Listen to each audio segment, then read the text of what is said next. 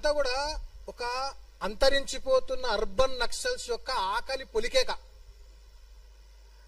ఇవంతా ఎందుకు ఆకలి పొలికేక అంటుండంటే, ఈ అర్బన్ నక్సల్స్ కి feeding blood lines, supply lines ఏవైతున్నాయో అవన్నీ కేంద్ర ప్రభుత్వం ఆపరేషన్ కగార్ తోటి కట్ చేసేసింది.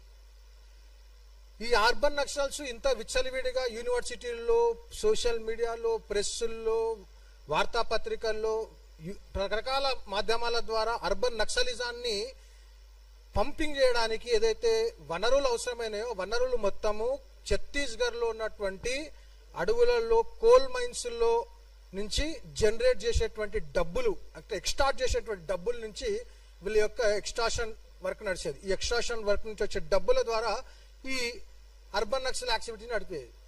ఆపరేషన్ కగార్ ద్వారా ఆ యొక్క బ్లడ్ లైన్స్, వాళ్ళకు ఒక సప్లై లైన్స్ ఎప్పుడైతే కట్ అయినాయో అప్పటి నుంచి ఎవరైతే పొట్ట మీద కొట్టితే వాళ్ళ బాధ ఉంటుంది కదా, ఆబ్వియస్గా వాడికి కూడు లేకుండా చేసిండ్రు. సో ఆ బాధను కక్కుకోవడానికి ఆరిపోయే దీపానికి వెలుగు ఎక్కువ అన్నట్టు ఈ అవసరం లేని అసందర్భమైనటువంటి అవసరం లేని విషయాన్ని తీసుకొచ్చి కేవలం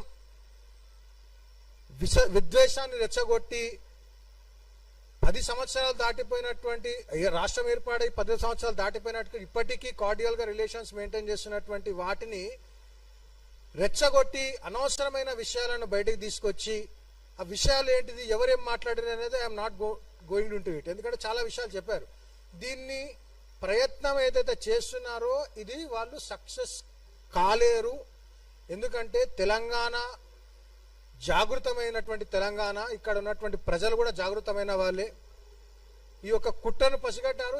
ఇన్ కేస్ నిజంగా వాళ్ళ యొక్క కుట్రతో క్యారీ అవే అయినుంటే డెఫినెట్ గా ఇది ఇంకా కొనసాగేది. కానీ అది కొనసాగేటువంటి అవకాశం ఎందుకు లేదని అంటే, జాగృతమైనటువంటి సమాజం ఉంది. ఇది అర్బన్ నక్సల్ చేస్తున్నటువంటి ఆఖరి పొలికేక అని అర్థం చేసుకోవాలి. వాళ్ళ అస్తిత్వానికే అంతరించిపోయేటువంటి క్రమంలో ఉన్నారు. కాబట్టి అటువంటి ఇంకా ముందు చాలా చేస్తారు.